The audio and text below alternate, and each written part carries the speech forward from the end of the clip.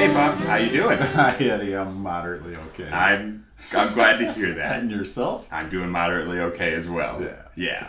But today we're drinking some whiskey, so it's going to get a whole lot better. Yes. And I was just saying, Erica is not here today. She's off gallivanting about New York. So guess what we're doing? We're drinking rye. Hey! Yeah. Yeah. Specifically, a rye, a limited edition rye from High West Distillery out in Utah called a Midwinter's Night Dram. Cute, clever. Yeah, it's very cute, right? Yeah. Play on a Midsummer's Night Dream. Yeah. Right. Which I guess makes me Puck. He was in that, right? Puck was in Midsummer's Night Dream? I think, yes. Yeah, I think so. If we shadows have offended, think but this and all is mended. That we have but slumbered here. Well, these visions did appear. I think that's him. I might be. Anyway, yeah, William Shakespeare. They released this. This is Act 7, Scene 2. Cute. Yeah, so they release a new act every year. And it is their Rendezvous Rye, which is finished in port barrels. Oh, yeah. So what they do, they do a lot of blending of their own house distilled stuff with sourced stuff. Okay. So they've got like their double rye, they've got their high prairie, the prairie bourbon I think is the one. Then they've got the rendezvous rye, and they've got the boo rye, which is their bourbon and their rye blended. Yeah, but this is straight up rye. This is straight up rye finished in French oak port casks. Okay, the first thing I notice is the bottle's old-timey. Oh, it is. I mean, it's even made to look old-timey. It's got bubbles in the glass. Yeah, it looks like yeah. it was, hand-worked or blown through one of those The long, punties. Yeah, I know what you're talking about. Yeah. It might have been. I don't know. It probably wasn't. They probably make these by the dozen, but Anyway, so it's Midwinter's Night Dram. Your Midwinter Night Dram, and you can tell it's got a little more reddish color. Very much so. Than your average rye. Yeah, probably from that port cask. I'm hoping. See what that does for this. I had a little bit of a previous act. I think it was Act 6. And I wasn't that big a fan of it at that time. Yeah. Because I was like, why would you ruin a perfectly good rye by adding port flavoring to it? Okay. But this one smells good. Yeah, it does. It's kind of a plummy. Yeah. You can still smell that rye spiciness though. Oh, yeah. It still smells like kind of like caraway seed and dill a little bit. But yeah, you're right.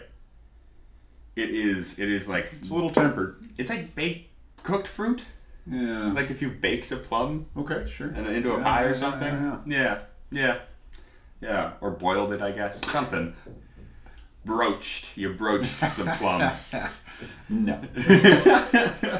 Sounds wrong. Something you'd find on the interweb. Right. Yeah. The unsavory sites.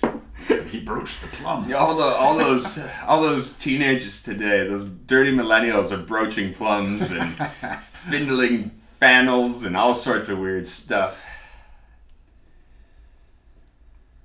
Yeah, it's nice. It's bready. Yeah. It smells like bread, but sweet bread. Maybe like a Stollen. Like a what? Like a Stollen. What's a Stollen?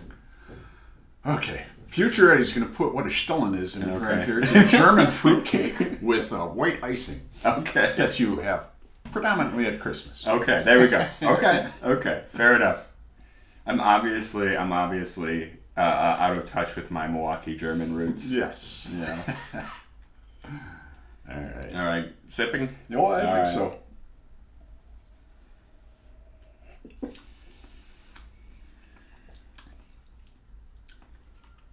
Oh. You notice the port there. Yeah. Quite a bit. Yeah. I think with the previous act I had, don't remember which one, Steve A gave it to me. Huh? And I don't remember which one it was. Steve Hi, A, Steve. we love you.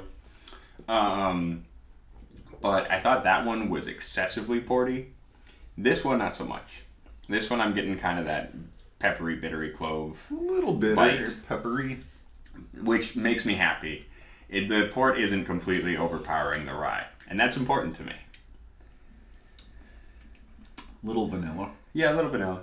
But yeah, the port plays nice with this one. Oh, Yeah. Can't complain.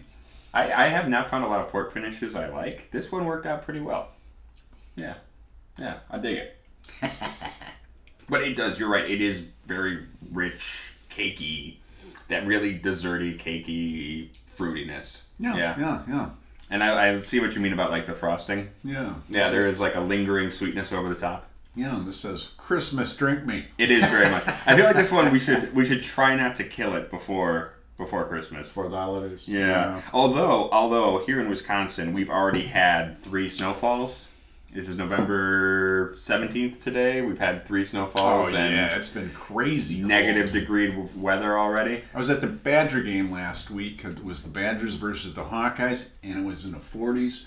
And sitting on that bench, I froze my whatsits off. It wasn't the 40s. It was less than that, wasn't it? Well, it might have been high 30s, but it was somewhere right around 40. Yeah, well, but that's warm. But I was out there in that weather. I thought that was warm. I got up off that bench after sitting for 5 quarters. We'd have 5 quarters. We'd have 5 quarters, yeah. Yeah, and Timmy said, "Hey, Mike, you want to get your whatsits?" It's like, oh my God, I did freeze them off. So, yeah. Couple of pink plums sitting on the bench. You don't want any kids finding that. Daddy, that man left some gum on the seat. Nice. Okay, we're gonna cut that out. No, we're not. That's gold. That's gold. Anyway, it took me a week to warm up. Here I am. But we won the game. It was great. I was wondering how long it was going to take before that came up. Just barely. You know, Guy Davis, who watches this, is a big Hawkeyes fan. Yeah. Yeah. So. We send our love. Yeah. Yeah. Absolutely. It'll come in a small vial shortly. Yeah. You want to do the all-important Oreo test? Hello. This is a rye, after all. I wonder how the port will interact with this one.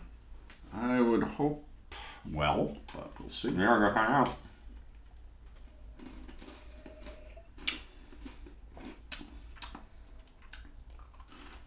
Yeah, that's good. That's good. Oh, that's really good. That is rich, creamy, sweety, porty, Stollen-y. Yeah. Yeah. No, that is the gravy on the cake. Mm-hmm. Or is that the icing on the cookie? Yeah. The icing on the cookie. The icing on the spaghetti. At first I was like, I'm not getting it. When I first bit into it and I took the rye, and I was like, I'm not getting it. I'm not getting that rye mixture. Yeah. And then I swallowed and I breathed out and I was like, oh, yeah. There it is. That's beautiful. Yeah, that's fantastic. So. And if you haven't tried the Oreo with rye, you gotta. You absolutely have to. Yeah. So, Midwinter's Night Dram Act 7 Scene 2. I think limited edition. Limited, but yearly release, so okay. you can find this time to time. Cool. This is good. Yeah. I can find absolutely nothing wrong with this. I gotta ask what it had cost. Just about 80 retail. Okay. Yeah. So a little bit more than that. Around 80 was what I'm seeing it for around here. So cool. I'm looking forward to this one at Christmas time. Yeah, this is not bad at all. This is pretty fantastic. So, until next time, make sure that you hit that like button. Go right now. Go. We just peaked. I can tell. When you did that, we just peaked. Sure. Sorry. I'm gonna kill the volume level on that. But hit that like button nonetheless, and subscribe. Hit that bell if you want notifications so you know when we're doing stuff. Oh, and until next time, hey. Go get some Oreos and some rye and stay rotten.